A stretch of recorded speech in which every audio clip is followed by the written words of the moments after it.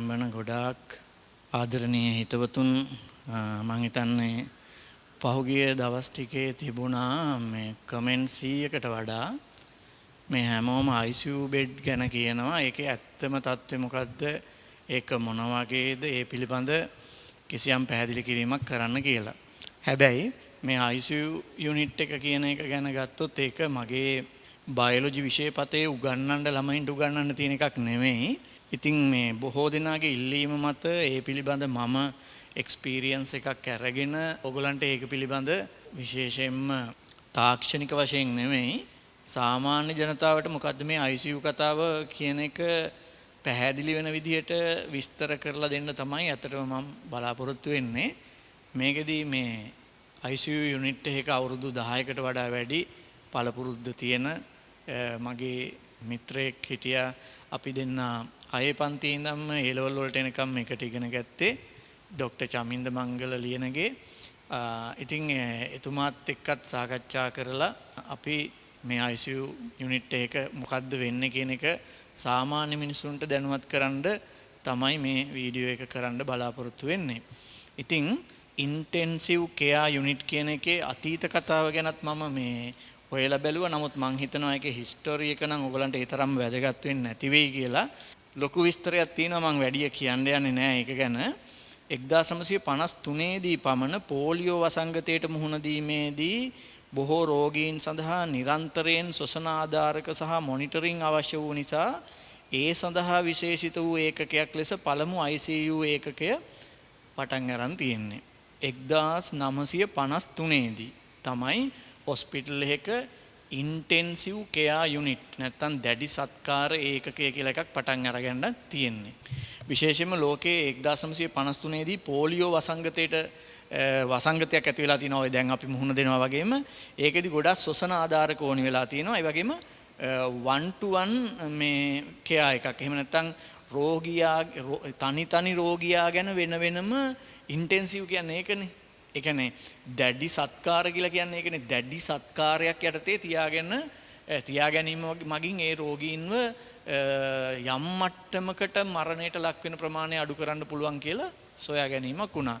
ඉතින් ඊට පස්සේ ඉඳන් ප්‍රධාන රෝහල් වල ඉන්ටෙන්සිව් කෙයා යුනිට් එකක් තියෙනවා. මීට අවුරුදු මතක විදිහට 10කට විතර කලින් මාත් දවස් 14ක් ඉන්ටෙන්සිව් කෙයා යුනිට් එකක හිටියා. ඒ ඩෙන්ගු රෝගය හැදිලා. එතකොටත් මට ටිකක් මේ දේවල් ටික දවස් 14ක් ඉන්නකොට පොඩි මතකෙකුත් තියෙනවා. ඉතින් මේ තොරතුරු ඕගලන්ට ඉදිරිපත් කරන්නේ මේ පිළිබඳව යම්කිසි දැනුමක් ලබා ගැනීම සඳහා. දැන් ලංකාවේ ICU බෙඩ්ස් කියන වචනේ තමයි මම ගොඩක් වෙලාවට දැක්කේ.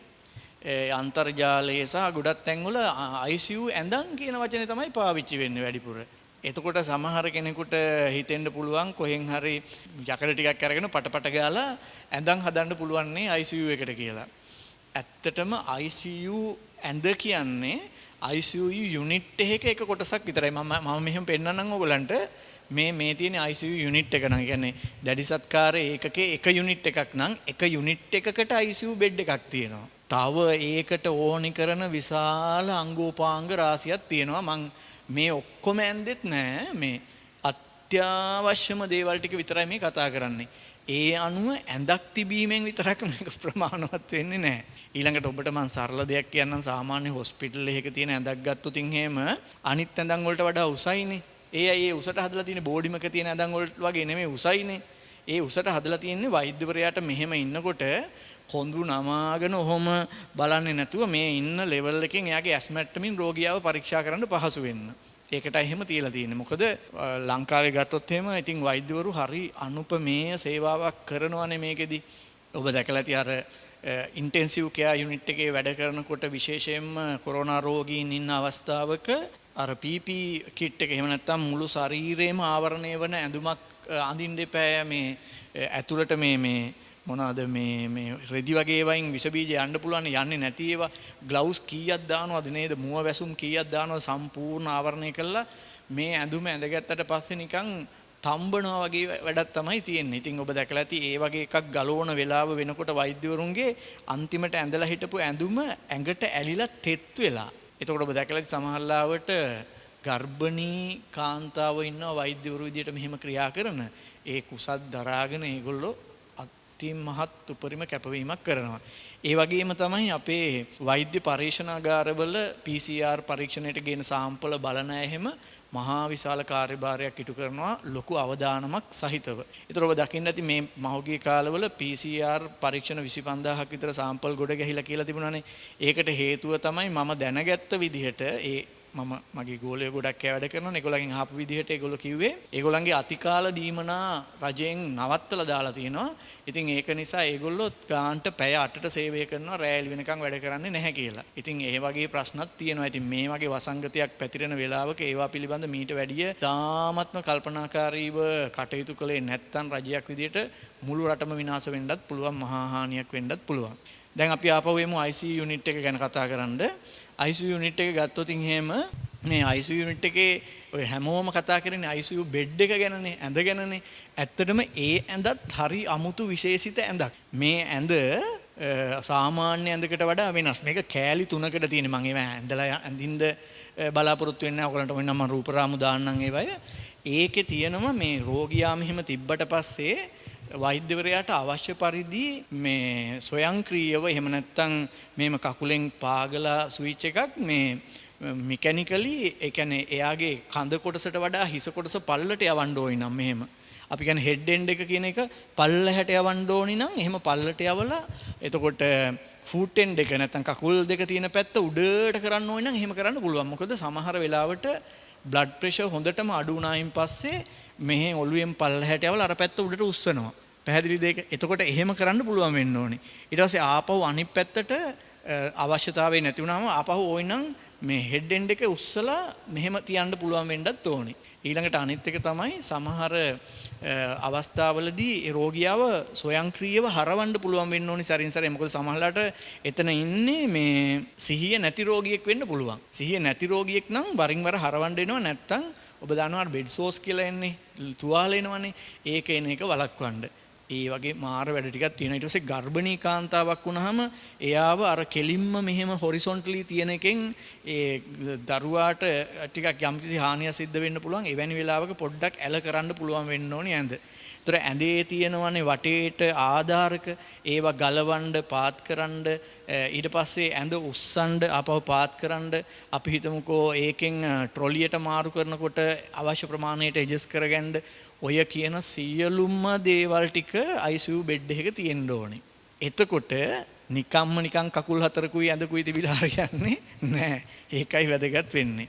ඊළඟට දැන් ඔබ දන්නවනේ දැන් අපේ රටේ හොස්පිටල් වල තියෙනවනේ ඉන්නවනේ වෛද්‍යවරු ඉන්නවා, හෙදියෝ ඉන්නවා, ඒ වගේම සෞඛ්‍ය සේවා තව මේ සේවාවල් සපයන අය ඉන්නවා. එතකොට මේ MLT අයගේ ඉඳන් ෆිසියෝതെරපි අයගේ ඉඳන් මේ සියලු අයගේ නම් කියන්න අවශ්‍ය නැහැ. ඒක දන්නවනේ. එතකොට ඒගොල්ලන්ගේ තියෙනවනේ යම්කිසි ස්ටාෆ් එකක්. එතකොට ඒගොල්ලන්ට ඒ ස්ටාෆ් එකට තියෙනවා යම්කිසි කැපැසිටි එකක් නැත්නම් ධාරිතාවයක් තියෙනවා. ඒතකොට ඒ ධාරිතාවය දැන් පෙනී යනවා අපිට ධාරිතාවය ඉක්මවා යනවායි කියලා. රෝගීන්ගේ සංඛ්‍යාව වැඩි වෙනවා ඒගොල්ලන්ව බලා ගන්න පුළුවන් ස්ටාෆ් එකේ කැපැසිටි එකට වඩා. අන්න එහෙම වුණාම තමයි බරපතල ව්‍යසනයක් බවට පත් වෙමින් පවතින්නේ. ඉතින් ඒ නිසා ඒ අය කරනු ලබන මහා සේවාව අපි අගයීමට ලක් කරන්න ඕනි. ඊළඟට අපි ආපහු මේකට එමු. එතකොට මේ ICU බෙඩ් එකක ඉන්න රෝගියාගේ අවශ්‍යතාවය අනුව මේ වටේ තියෙන යුනිට්ස් වල අවශ්‍යතාවයත් මොකක් වෙනවද? වෙනස් වෙනවා. ඒ අවශ්‍යතාවය කොයි වෙලාවෙ පැන නගීද දන්නේ නැති නිසා ඒ හැම යුනිට් එකක්ම තියෙන්න ඕනි. සමහර අවස්ථාවලදී අර ඔබ දන්නවා ඇති සමහර අවයව අකර්මණ්‍ය වෙනවා එහෙම ඉන්න ICU රෝගියාගේ. සිස් වර්ග දෙකක්. එතකොට පෙරිටෝනියම් ඩයලයිසිස් කියලා තියෙනවා. එතකොට හීමෝඩයලයිසිස් කියලා තියෙනවා. ඒ වගේ සංකීර්ණයි කතන්දරේ. මම හිතනවා ඔබට ඒ වච්චරම අවශ්‍ය වෙන එකක් නැති වෙයි කියලා. හරිද? ඊළඟට අනිත් එක තමයි මෙන්න මේක මේ SpO2 කියලා එකක් මනින්න ඔබ දන්නවා අර ඇඟිල්ලට දාලා මෙහෙම මනින එකක් තියෙනවා. ඒක නම් සාමාන්‍ය හොස්පිටල් වලත් තියෙනවා. හරිද? ඒක ඒ තරම්ම වැදගත් වෙන එකක් නෙමෙයි. ඒකෙන් පෙන්වන්නේ ඔක්සිජන් සැචුරේෂන්. ඒ කියන්නේ බ්ලඩ් වල තියෙන්න ඕනි ඔක්සිජන් ප්‍රමාණය කොච්චරක් දුරට සැචුරේට් වෙලාද කියන එක තමයි බලන්නේ. ඒ වගේම තව එකක් තියෙනවා මෙන්න මෙතන. මේකට කියනවා ආටීරියල් බ්ලඩ් ගෑස් කියලා. හරිද? මේකෙදි ප්‍රධාන ධමනි දෙකක් එනවා මේ මතට. ඒ එක ප්‍රධාන ධමනියක් ඇතුළට ශිරාවක් නෙමෙයි පුතෝ මේ එළියෙන් පේන්න තියෙන මේ නිල් පාටින් වගේ පේන ශිරාවක් නෙමෙයි ඇතුලේ ඕක තියෙන්නේ. හරි? ඒ ඇතුලේ තියෙන ධමනියක් ඇතුළට කැතීටර් එකක් දාලා ඉවරලා ඒක සම්බන්ධ කරනවා සෙන්සර් එකකට. ඒ සෙන්සර් එකෙන් පෙන්නනවා ඔක්සිජන් වල ආංශික පීඩනය කියන එක, partial pressure කියන එක. ඒ කියන්නේ රුධිරය ඇතුලේ කොච්චර ඔක්සිජන් ප්‍රමාණයක් තියෙනවද කියන එක. මෙතනින් පෙන්වන්නේ රුධිරයේ ඔක්සිජන් සන්තෘප්තතාවය. සමහර විට මෙහෙමයි. අපි හිතමුකෝ රුධිරයේ තියෙන ඔක්සිජන් ප්‍රමාණය 100 වෙලා තියෙද්දිත් මෙයා පෙන්වන්නේ සන්තෘප්තයි කියලා. 200 වෙලා තියෙද්දිත් මෙයා පෙන්වන්නේ සන්තෘප්තයි කියලා. 600 වෙලා තියෙද්දිත් මෙයා පෙන්වන්නේ සන්තෘප්තයි කියලා. එතකොට මේකෙදි ඇත්තටම 100 නම් එන්න ඕනි ප්‍රමාණය ඒ අගය මෙතනින් හරියටම හොයාගන්න පුළුවන්. එතකොට අපි අර අනවශ්‍ය ප්‍රමාණයක් ඔක්සිජන් සපයන එක නවත්තලා ඔක්සිජන් ඉතුරු කරගන්න පුළුවන්. නැත්නම් අනවශ්‍ය ඔක්සිජන් ප්‍රමාණයක් අපතේ යෑමක් සිද්ධ වෙන නිසා. ඒ නිසා මෙතනින් බලා ගන්න පුළුවන් ඒක. හැබැයි ඒක මනින්න මේ ආටීරියල් බ්ලඩ් ගෑස් ප්‍රමාණය මනින්න මේකෙන් කාබන් ඩයොක්සයිඩ් සහ බයිකාබනේට් ප්‍රමාණයත් මනින්න පුළුවන්.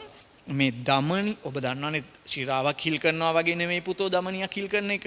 ධමනිය ඇතුලෙන් තියෙන ප්‍රෙෂර් එක වැඩි. ඒකට කැතීටර් එකක් දාලා ඒකට සෙන්සර් එක හයි කරලා ඒකෙන් රුධිරයේ තියෙන ඔක්සිජන් වල ආංශික පීඩනය කොච්චරද කියලා මැනගන්න පුළුවන්. ඒ නිසා මේ යුනිට් එක අත්‍යවශ්‍යයි. මේක නම් සාමාන්‍ය යුනිට් එකක්. ඒක කොහොමත් තියෙන එකක්. මේක අත්‍යවශ්‍යයි. මේක ICU යුනිට් එකට අනිවාර්යයෙන්ම තියෙන්න ඕනේ. හරි. ඊට පස්සේ තව එකක් තියෙනවා invasive blood pressure monitor කියන එක. ඒ කියන්නේ invasive blood pressure monitor කියලා කියන්නේ මෙහෙමයි. මේකෙදි ඒකත් අර වගේම ධමනියකට ඇතුල් කරනු ලබන සෙන්සර් එකක් මගින් අපේ හෘදය සංකෝචනය වෙනකොට ප්‍රෙෂර් එක, ඉහිල් වෙනකොට ප්‍රෙෂර් එක, සංකෝචනය වෙනකොට ප්‍රෙෂර් එක, ඉහිල් වෙනකොට ප්‍රෙෂර් එක කන්ටිනියස්ලි මේකේ පෙන්නනවා. කන්ටිනියස්ලි ප්‍රෙෂර් එක වෙනස් වෙනවද, අඩු වෙනවද, වැඩි වෙනවද, සාමාන්‍ය අගේ තියනවද කියලා පල්ස් එකෙන් පල්ස් එකට පෙන්නනවා කොහොමද ප්‍රෙෂර් එක වෙනස් වෙන්නේ කියලා. ඒක අනිවාර්යෙන් මොනිටර් එකක් විදිහට තියෙන්නම ඕනේ. දැන් ඔබ දන්නවනේ ප්‍රෙෂර් එක බලන්න පුළුවන් කියලා අර අතේ මෙතන ඔතල බලනවනේ. ඒක හරියන්නේ නැහැ මේ වැඩේදී. මොකද ඒකෙදි ප්‍රෙෂර් එක ටයිම් එකක ප්‍රෙෂර් එක බලලා හරියන්නේ නැහැ. ප්‍රෙෂර් එක වෙනස් වෙන්නේ කොහොමද කියලා බලන්න ඕනේ. ඒ කියන්නේ ප්‍රෙෂර් එක වෙනස් වෙන ප්‍රමාණය නැත්තම් ඩ්‍රොප් වෙනවා නම් ඩ්‍රොප් වෙන ප්‍රමාණය කැල්කියුලේට් කරගෙන තමයි මොනවා කරන්නේද ප්‍රෙෂර් එක පාලනය කරන්න ඕනි කරන බෙහෙත් වර්ග දෙන්නේ. ඒවත් ඔක්කොම ඉන්ජෙක්ෂන් විදිහටනේ දෙන්නේ. IV නේ දෙන්නේ. බොහෝ වෙලාවට මෙතන ඉඳිද්දි මේ මිනිස්යාගේ සිහිය නැතුව තියෙන්නේ. ඉතින් ඒ නිසා මේවා ඔක්කොම එයාගෙන් අහලා දැනගන්න ඔයාට අමාරුද? ඒවා මුකුත් කතා කරන්න විදිහක් නැහැ. මේ අපිට ලැබෙන දේවල් ටිකෙන් වෛද්‍යවරයා තමයි ඒක තීරණය කරන්නේ. ඒ කියන්නේ සාමාන්‍ය වෛද්‍යවරයෙක් කියන්නේ ICU යුනිට් එකට වැඩ කරනකොට කැල්කියුලේෂන් තමයි හැම වෙලාවෙම තියෙන්නේ. ඒ කියන්නේ ගණනය කරන්න ඕනි මේවයින්. ගණනය කර කර තමයි අවශ්‍ය දේවල් පාලනය කරන්න ඕනි. නැත්තම් ජීවිතයේ අනතුරේ රෝගියාගේ. ඉතින් ඒක නිසා ඉන්වේසිව් බ්ලඩ් ප්‍රෙෂර් මොනිටර් එකක් අනිවාර්යයෙන්ම තියෙන්න ඕනි. ඊළඟ එක මෙතන තියෙනවා CVP ලයින් කියලා එකක්. ඒ CVP ලයින් එකෙන් කරන්නේ CVP ලයින් එක කියන එක ගන්න ඇත්තටම මෙන්න මෙතන තියෙනවා ශිරාවක්. ඒ ශිරාව ඔහොම ගිහිල්ලා හෘදයේ තියෙනවා මේ උත්තර මහා ශිරාව. ඔයාලට මතක ඇති නේද උත්තර මහා ශිරාව කියලා එකක් තියෙනවා කියලා. මේකේ මේම එක දානවා උත්තර මහා ශිරාවට. මෙතනින් විදලා හරි. මෙතනින් විදලා උත්තර මහා ශිරාවට දාලා එතනින් බටයක් ගන්නවා. ඒක තුනකට බෙදෙනවා. මේ තුනෙන් එකකින් අපේ පරීක්ෂණ වලට බ්ලඩ් ගත්ත හැකි. හැබැයි පරීක්ෂණ වලට බ්ලඩ් ගන්නවා කියලා කියපුවාම මෙතනින් අර ඉලෙක්ට්‍රොලයිට්ස් මනින්න පුළුවන්. ඒ කියන්නේ සෝඩියම් කොච්චරයිද, පොටෑසියම් කොච්චරයිද, ක්ලෝරීන් කොච්චරයිද බ්ලඩ් වල තියෙන ඒවා මනින්න පුළුවන් මේකෙන්. හරි. හැබැයි ඒවා මනින්න කියලා මේකේ මේ ගන්න සාම්පල් එක ලැබ් එකකට යවලා රිපෝට් එක ගෙන්නගෙන බැලීමක් වෙන්නේ නැහැ එතන. ඒ යුනිට් එක ඇතුළෙම තමයි ඒක මනින්න ඕනි. ඒ සඳහාත් අවශ්‍ය පහසුකම් තියෙන්න ඕනි. ඊළඟට මෙතනින් තියෙනවා ඉන්පුට්ස්. එතනින් තමයි දෙන්න තියෙන බෙහෙත් ಜಾති ගොඩක් ඒවා දෙන්නේ. ඒ දෙනකොට සමහර වෙලාවට මේකෙන් පෙන්නනවා නම් බ්ලඩ් ප්‍රෙෂර් එක එන්නම අඩු වෙනවා කියලා. ඒ බ්ලඩ් ප්‍රෙෂර් එක අඩු වෙන එක වළක්වන්න ඇඩ්‍රිනලින්, නොරැඩ්‍රිනලින්, ඩෝපැමින් වගේ ඖෂධ වර්ග මේ IV එකක් විදිහට දෙනවා. ඒක දෙද්දිත් අර නිකන් ඉන්ජෙක්ෂන් එකක් ගහනවා විදිහට දෙන්න බෑ. ඒකට හේතු මම පැහැදිලි කරන්න යන්නේ නැහැ. ගොඩක් සංකීර්ණයි. හරිද? මට ඕනි ඕගොල්ලන්ට මේ ICU යුනිට් එක කියන්නේ මොකක්ද කියන එක සහ ඒක කොච්චර සංකීර්ණයිද කියන එක පැහැදිලි කරන්න. මේ මොකද සමහර අය ICU යුනිට් කියන එක ගැන බොහොම බ්ලාබිට හිතලා තියෙන්නේ ඒකයි හරි. එතකොට මෙන්න මේ බෙහෙත් වර්ග කොච්චර දෙන්න ඕනිද කියන එක ගණනය කරන්නේ මේකෙන් ලැබෙන දත්ත මගින්. CVP ලයින් එකෙන් බ්ලඩ් එලියට ගන්නත් පුළුවන්, බ්ලඩ් වලට ඖෂධ වර්ග දෙන්නත් පුළුවන්. දැන් මම මේක ගැන කිව්වා, ඩයලයිසිස් යුනිට් එක ගැන කිව්වා, මේක ගැන කිව්වා, මේක ගැන කිව්වා, මේක ගැන කිව්වා, මේක ගැන කිව්වා. මේකත් මෙතනින් මේ ආටිරියල් බ්ලඩ් ග්ලාස් කියන එක ගත්තොත් එහෙම මේකෙන් සමහර වෙලාවට මේකෙන් බ්ලඩ් අරගෙන ඒක අර මැෂින් එකකට ඉන්පුට් කරලා ඒකෙන් මේකේ තියෙන ඔක්සිජන් ප්‍රමාණය කොච්චරයිද, කාබන් ඩයොක්සයිඩ් ප්‍රමාණය කොච්චරයිද කියලා හොයන්න ක්‍රමයක් තියෙනවා. ඒ වගේ ඒ කියන්නේ මෙහෙමයි මම මේ කියන එක හැම තැනම තියෙන ICU යුනිට් එක එකමම වෙන්න ඕනේ නෑ. දැන් සමහර වෙලාවට ICU බෙඩ් තියෙනවා අර හරෝණේව හරවන්න තියෙන මෙහෙම අර liver system එකක් කරකවලා. සමහර ඒවා තියෙනවා කකුලෙන් අර ස්විච් එක පාගලා. සමහර ඒවා තියෙනවා රිමෝට් එකෙන් හරවන්න පුළුවන්. එතකොට ඒක එක විදිහානුව වෙනස් වෙනවා ඉතින් හරි. එතකොට මේකෙත් ඒ වගේ තත්ත්ව වෙනස් වෙන්න පුළුවන්. මම මේ කියන්නේ සාමාන්‍ය සරලව ඕගලන්ට මේකේ මොකද්ද සිද්ධ වෙන්නේ කියලා පැහැදිලි කරන්න හරි. ඊට පස්සේ මෙතෙන්ට ගියාම තියෙනවා වෙන්ටිලේටර් කියලා එකක්. වෙන්ටිලේටර්සුත් තියෙනවා එක වර්ගයේ හරි. මේ වෙන්ටිලේටර් එකකින් කරන්න බලාපොරොත්තු වෙන්නේ මම අර කලින් වීඩියෝ එකේ කිව්වේ ඕගලන්ට පෙනහැලි හොඳටම ඩැමේජ් වුණාම ගර්ත හොඳටම ඩැමේජ් වෙලා හුස්ම ගැනීමට අපහසුතාවයට පත් වුණාම මේකෙන් දෙන්න පුළුවන් ඔක්සිජන් මාස්ක් එකක් වගේ එකක් හයි කරලා ඒක හරහා ඔක්සිජන් දෙන්න පුළුවන්. එතකොට මෙතනින් දෙන ඔක්සිජන් ප්‍රමාණය 50%ද 70%ද 90%ද කියලා මේකෙන් පාලනය කරගන්න පුළුවන්. ඊළඟට සමහර වෙලාවට එයාගේ කොන්ෂස් නැත්නම් සිහිය නැති වෙලා ගිහින් අර සොසන චලන නතර වුණොත් සොසන චලන නතර වෙනවා කියන්නේ මොකද්ද මේ? මෙහෙම වෙනවනේ ආස්වාස ප්‍රාස්වාස නතර වුණොත් එහෙම මේ අපි කියන්නේ රෙස්පිරේටරි ඇරෙස්ට් කියලා. හරිද? දැන් හුස්ම ගන්න එක සිද්ධ වෙන්නේ නැහැ. ඒ වගේ වෙලාවක මේක මම කලින් වීඩියෝ එකේ විස්තර කරා මේ එන්ඩෝට්‍රැකියල් ටියුබ් කියලා එකක් තියෙනවා. ඒ එන්ඩෝට්‍රැකියල් ටියුබ් එක සම්බන්ධ කරලා තියෙන වෙන්ටිලේටර් එකට. මේ එන්ඩෝට්‍රැකියල් ටියුබ් කියන එකේ මේ කෙලවර තියෙනවා මෙන්න මේ වගේ විශේෂ උපාංගයක්. මෙතන තියෙනවා බල්බ් එකක් එලියක්. මෙතන තියෙනවා අර මොකද්ද දිව පල්ලහැට කරලා ඉවරලා. එතකොටත් අර රෝගියාගේ ඔළුව පල්ලහැට යවලා කඳෙන් උස්සලා වෛද්‍යවරයා විසින් අර මෙන්න මේ උපකරණය මෙහෙම දිව උඩින් තියලා මෙහෙම ඇතුළට දාලා ග්‍රසනිකාව පහු කළාට පස්සේ එයාට පේනවා අපිජීවිකාව මෑත් වුණාන් පස්සේ ස්වරාලය. ඒ ස්වරාලයෙන් පල්ලහැට තමයි ශ්වාසනාලය තියෙන්නේ. එතකොට මෙතනින් අඳුනගෙන මේ බටේ දානවා අර ශ්වාසනාලයේ වයි අකුර වගේ බෙදෙන තැනට චුට්ටක් උඩට එනකන් දාලා අර බැලුන් එකක් තියෙනවා ඒක පුම්බලා ඒක හිර කරනවා එතන. ඊට පස්සේ මේකෙන් මොකද කරන්නේ?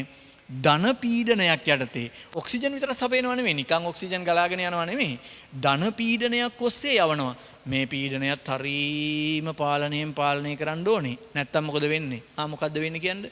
වෙන්නේ ගර්ත වලට ඕනි වැඩක් දරන්න බැරි පීඩනයක් ගියොත් ගර්තේ පුපුරලා යන්න පුළුවන්.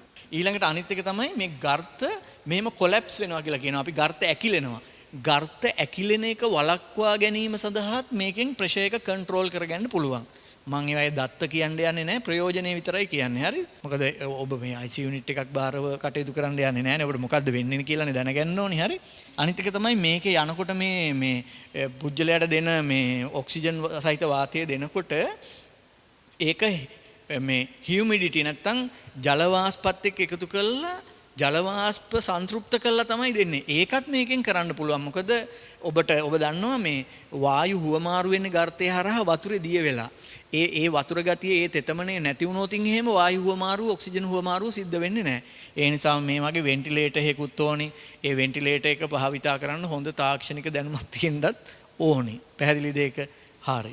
එතකොට සමහර වෙලාවට දැන් අපි හිතමුකෝ මෙහෙම වෙලා හරිද? රෝගියාට මෙහෙම සපේලා දවස් සමහර වෙලාවට මේ වෙන්ටිලේටර් එක හරහා සමහර රෝගවලදී සති 2-3 විතර වගේ මේක සපයන්න වෙනවා. එතකොට කන්ටිනියුවස් ඔක්සිජන් සැපයීමක් අවශ්‍ය වෙනවා. ඒක අර උස්ස සිලින්ඩර් වලින් සපයන්නත් පුළුවන්. එහෙම නැත්නම් ලොකු ඔක්සිජන් ටැංකිය වලින් සපයන්නත් පුළුවන්. ඒක අර ටැංකිය ගෙනල්ලා හයි කරන එකක් නෙමෙයි තියෙන්නේ. ටැංකි තියෙන්නේ එළියේ. ඒ වයින් ලයින් අප් එකක් විදිහට නැත්නම් ලයින් එකක් විදිහට අර ලයින් AC තියෙන්නේ. ඒ වගේ ලයින් එකක් විදිහට අරගෙන ඒකෙන් තමයි මේකට ඔක්සිජන් අරගෙන තියෙන්නේ. ඉතින් මේක කන්ටිනියුස්ලි සපයන්න ඕනි. එක්කෙනෙකුට සමහරවල් සති දෙකක් විතර යනකම් මේ වෙන්ටිලේටර් එක තුල එන්ඩෝට්‍රැකියල් ටියුබ් එක දාලා ඔහොම තියෙන්නත් පුළුවන්. හැබැයි එච්චර කළා ඒක කරන්නේ ඒ කාලය ඇතුළතදී එයාගේ ලංග්ස් රිකවර් වෙනවද කියලා බලන්න. ලංග්ස් රිකවර් වෙනවද කියලා බලන්න. එතකොට ඒ ලංග්ස් රිකවර් වුණේ නැත්නම් ඔහු මරණයටපත් වෙනවා. මේකේ තියෙන ලොකුම තාක්ෂණික උපකරණය තමයි එක්මෝ කියන එක. එක්මෝ කියන එක. මේ එක්මෝ කියන මැෂින් එක මීටත් වඩා ඇඩ්වාන්ස්. මේකෙන් අපිට සපයන්න පුළුවන් වෙන්නේ ගර්තවලට ඔක්සිජන් සපයන එකනේ. ගර්තේ පෑය මොනවා කරන්නද? ගර්ත වලින් එපෑ රුධිරයට ඔක්සිජන් මාරු කරගන්න.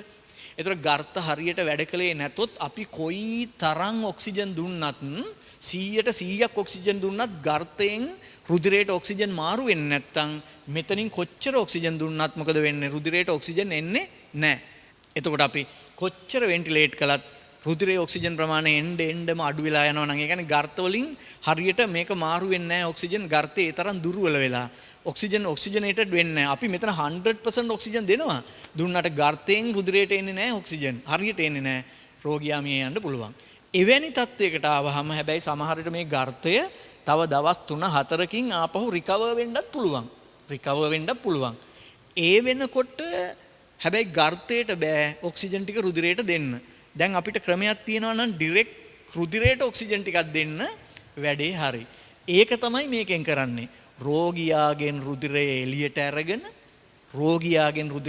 අරගෙන එක්මෝ යන්ත්‍රයට අරගෙන එක්මෝ යන්ත්‍රය මගින් මොනවා කරනවද කියන්නේ ඔක්සිජනේටඩ් කරනවා එළියේ.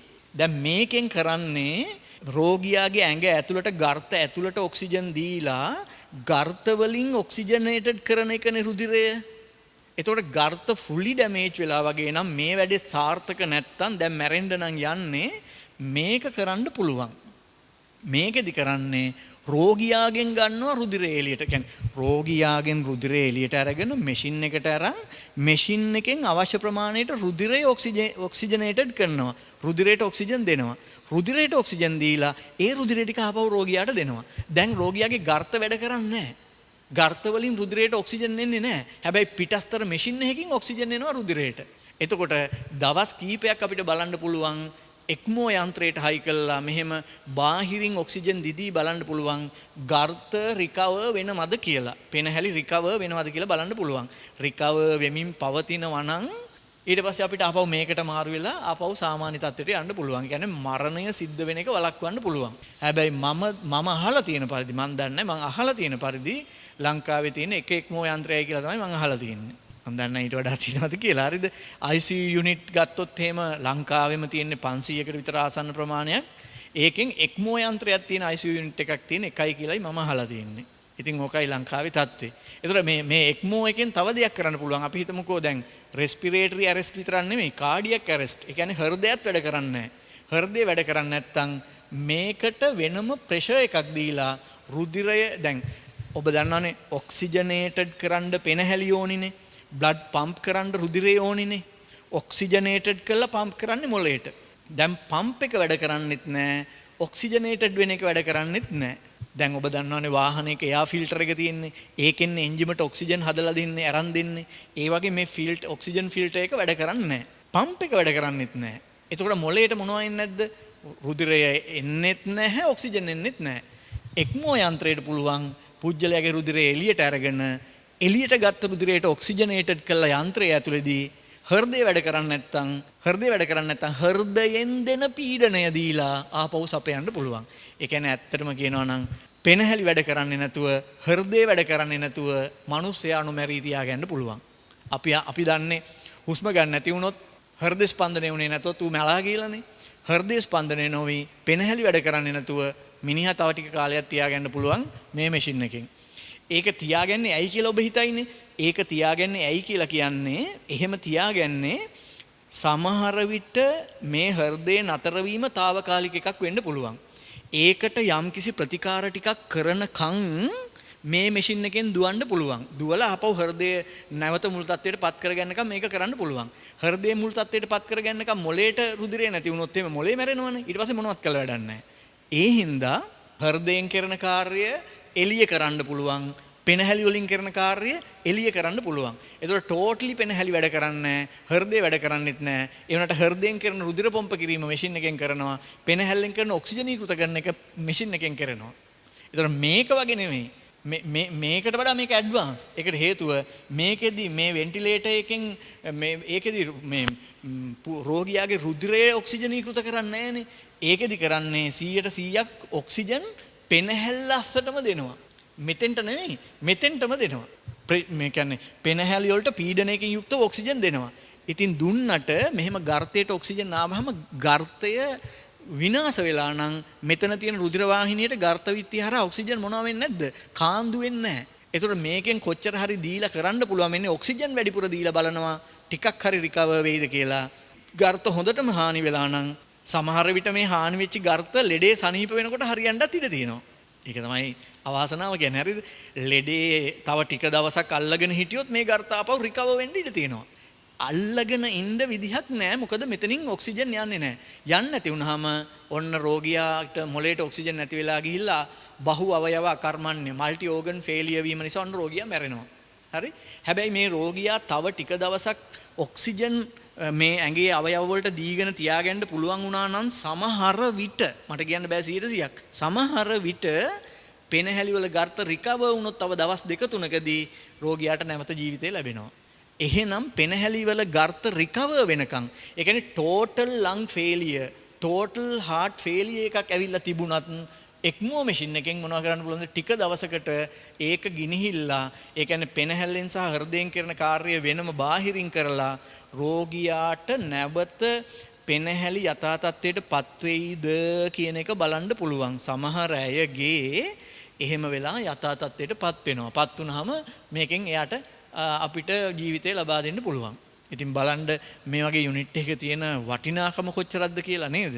එතකොට ඔය අපි කිව්වේ මේකේ තියෙන භෞතික දේවල් මේ භෞතික දේවල් ටික තිබුණට වැඩක් නැහැ.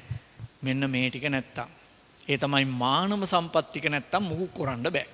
භෞතික දේවල් තිබුණට වැඩක් නැහැ නේ මානව සම්පත් තියෙන්න ඉපෑ. එතකොට මේකේ ඉන්න ඕනි ස්ටාෆ් එක කවුද?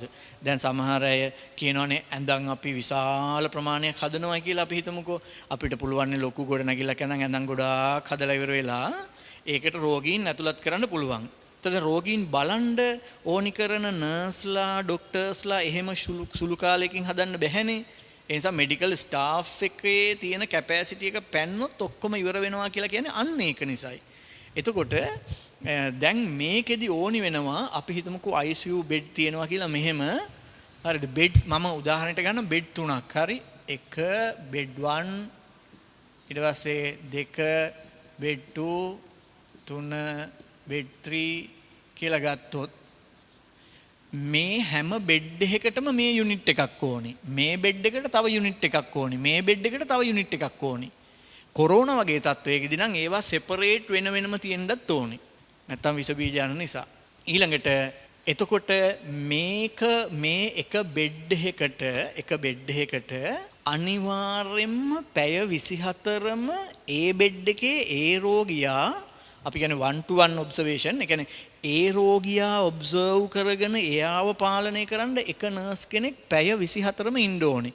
ඒතර එක්කෙනෙකුට පැය 24ක් කරන්න බෑනේ. එතකොට සමහරවිට shift එකකට කඩා ගන්නවා. දවල්ට පැය 6ක් එක්කෙනෙක්, තව පැය 6ක් එක්කෙනෙක්, පැය 12යි.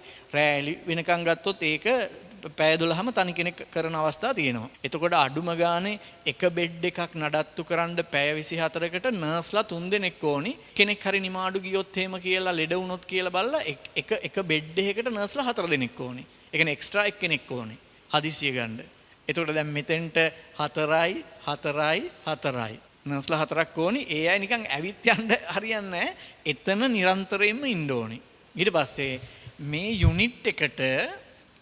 යුනිට් එක බලාගෙන ඉන්න කන්ටිනියස් ඔබ්සර්ව් කරන්න මෙඩිකල් ඔෆිසර් කෙනෙක් ඕනි.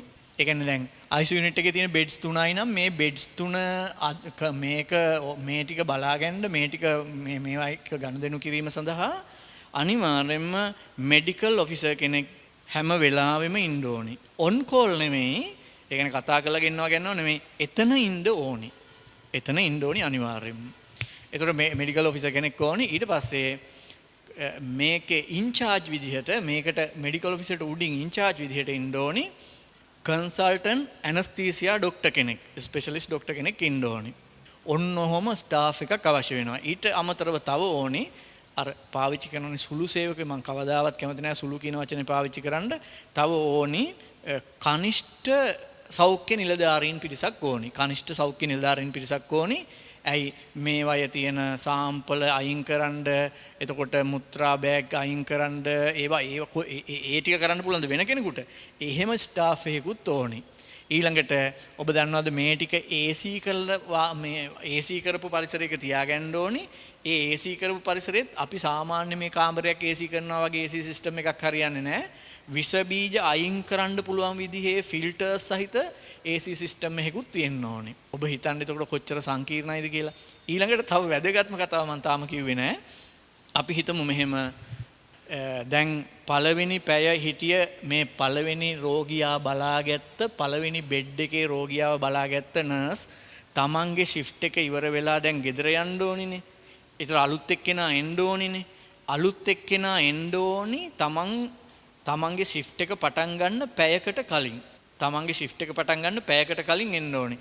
එතකොට ඒ දෙන්නම හම්බ වෙනවා. ඒ කියන්නේ කලින් ෂිෆ්ට් එකේ හිටපු නර්ස් සහ ඊළඟ අලුත් ෂිෆ්ට් එක පටන් ගන්න නර්ස්. මේ දෙන්නම හම්බ වෙන්න ඕනේ. හම්බ වෙලා මේ පළවෙනි බෙඩ් එක අපි කියනවා හෑන්ඩ් ඕවර් කරනවා කියලා. හෑන්ඩ් ඕවර් කරනවා කියලා කියන්නේ මම නම් හිටිය නර්ස් අලුතින් කියන්නේ ඊළඟ ෂිෆ්ට් එකට ආපු එක්කෙනාට මේ රෝගියා පිළිබඳ සියලුම තොරතුරු ටික කියලා දෙන්න ඕනේ. මොනවද දුන්න ඩ්‍රග්ස් මොනවද එයාගේ කැල්කියුලේෂන්ස් මොනවද එයාගේ ආපු කොම්ප්ලිකේෂන්ස් මොනවද ඔක්කොම ටික කියලා දෙන්න ඕනේ. කියලා අලුතින් ආපු එක්කෙනා මොන හරි ප්‍රශ්න තියෙනවා නම් මෙයාගෙන් අහලා ඔන්න එයාව හරිද ටේක් ඕවර් කරනවා කියලා කියන්නේ එයාව බාර ගන්නවා. ඒ අලුත් නර්ස් මෙයාව බාර ගන්න ඕනේ. ඒ විදිහට හැම එකම එහෙම වෙන්න ඕනේ. වෛද්‍යවරයා මාරු වෙද්දිත් වෛද්‍යවරයාත් මේ විදිහටම මේ සියලුම රෝගීන්ගේ තොරතුරු කලින් ෂිෆ්ට් එකේ හිටපු වෛද්‍යවරයාගෙන් අහලා දැනගන්න ඕනේ. තනි රෝගියා පිළිබඳව වෙනම බලන්න ඕනේ. ඊළඟට මේ එක බෙඩ් එකක් මේන්ටේන් කරන්න වෙන අනම්මනම් දේවල් වලට නැතුව සාමාන්‍යයෙන් එක දවසකට ලක්ෂයකට වඩා වියදමක් යනවා. සමහර අවස්ථාවලදී එක රෝගියෙක් සුවපත් වෙලා මේකෙන් එළියට එනකොට ඒ රෝගියා වෙනුවෙන් මිලියන 4-5 අතර සංඛ්‍යාවක් රජය විසින් රජය නෙමෙයි මහජනයාගේ මුදල් තමයි රජයේ සතුව තියෙන්නේ. ඒ මුදල් ඒකට වියදම් වෙනවා. මහජනතාවගේ මුදල්. ඒ නිසා මේක මේ සාමාන්‍ය සරල සිදුවීමක් නෙමෙයි. එතකොට කොරෝනා වගේ රෝගී තත්ත්වයකදී මේක තවත් සංකීර්ණයි. ඉතින් ඒක නිසා මේ පහසුකම් අපිට තියෙන ඉතාම අල්ප ප්‍රමාණයයි. ඒ නිසා රජය විසින් ඇඳිරි නීතියක් දාලා රට ලොක්ඩවුන් නොකලත් ඔබ විසින් ඔබට ලොක්ඩවුන් වෙන්න පුළුවන් නම් ඒක තමයි ඔබට මේ වෙලාවේ කරන්න පුළුවන් හොඳම උදව්ව. මම ඉතාමත්ම කාරුණිකව ඉල්ලනවා වෛද්‍යවරු පුදුමාකාර සේවයක් නර්ස්ලා එතකොට MLT අය ඒගොල්ලෝ හරිද කනිෂ්ඨ සෞඛ්‍ය සේවකයෝ පුදුම සේවයක් PHI මහතුරු ඒගොල්ලෝ හැමෝම කරනවා අපේ රට වෙනුවෙන්. ඉතින් ඒ නිසා ඒගොල්ලන්ගේ කැපැසිටි එක පන්නගෙන ගිහිල්ලා රට විනාශ වෙන්න ඔන්න මෙන්න අවස්ථාවක තියෙන්නේ. ඒ නිසා ඔබ වගකීමෙන්ම පුළුවන් තරම් කටයුතු කරන්න කියලා ඉල්ලනවා.